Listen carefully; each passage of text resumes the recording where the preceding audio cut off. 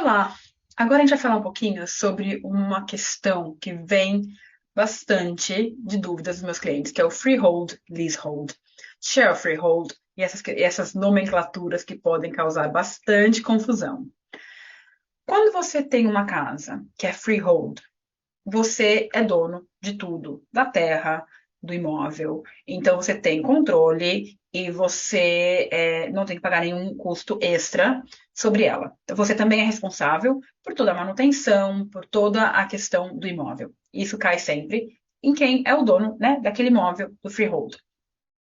Agora, quando a gente conversa um pouquinho sobre o leasehold ou share freehold, eles têm uma outra questão por trás. Então, o leasehold, ele é como se fosse um arrendamento, tá? Então, você tem o direito de morar naquele imóvel, porém, você não tem o direito sobre a terra. Então, você arrenda a terra na qual o teu imóvel está construído. Isso pode existir tanto em apartamentos ou em casas. É muito mais comum em apartamentos ou em casas que foram convertidas, por exemplo, em dois flats. Uma casa grande, na qual ela foi dividida em dois, três, quatro flats.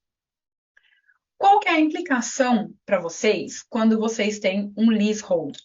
É que vocês não precisarão cuidar da manutenção daquele imóvel, da manutenção comunal daquele imóvel, porque o responsável por essa manutenção é o dono da terra, o dono do freehold. Porém, vocês terão custos para serem pagos, porque essa manutenção ela é repassada para quem mora no leasehold. Então, por exemplo, o service charge, o ground rent, que são valores que serão cobrados para quem tem o lease, para quem está arrendando aquele espaço. Existem alguns benefícios de um imóvel leasehold. Um deles está na questão do preço. Eles teriam que ser mais baratos.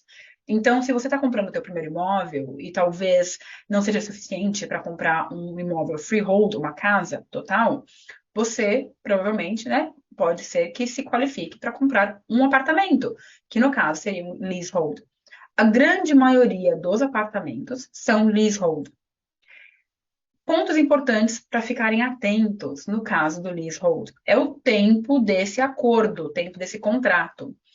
Por exemplo, um contrato de um lease de 150 anos vai demorar muito tempo para esse lease expirar. Então, é legal. Qualquer coisa com menos de 75, desculpa, com menos de 85, começa a ficar um pouco mais complicado. Por quê? Porque uma vez que o teu lease abaixa, né, o tempo do teu lease é menor do que 80, se você quiser renovar esse lease, vai ser mais caro. Então, são pontos a serem questionados. Às vezes, vale a pena comprar um imóvel com um lease mais curto, porque ele vai estar mais barato. Quanto menor o tempo do seu lease, mais barato vai ser esse imóvel. Então, às vezes, vale a pena vocês comprarem, mas levando em consideração qual será o custo da extensão desse lease, se vocês quiserem estender. Então, são questões importantes de serem levadas em conta. Tem os seus benefícios, porque o imóvel vai ser mais barato. Vocês não vão ter que se preocupar com a manutenção do imóvel, porque ela vai ser feita por uma terceira parte, mas também terão alguns outros custos que você não tem com o freehold. Então, é legal, tem que analisar certinho qual é o custo-benefício desse processo.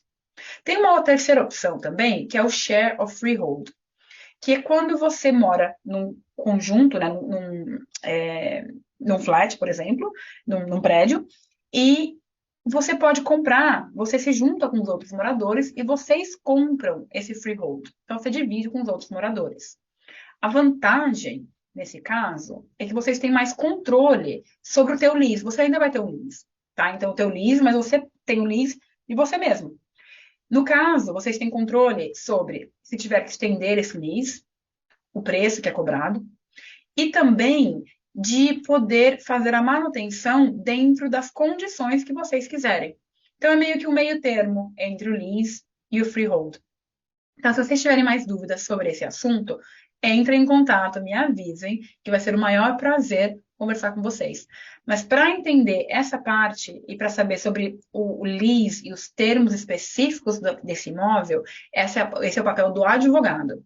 Tá? Então, é o seu advogado, no momento da compra, que vai fazer toda a análise dos documentos do teu lease, e vai colocar ponto a ponto quais são os seus direitos e quais são os seus deveres. Muito obrigada, tenha um bom dia. Tchau, tchau.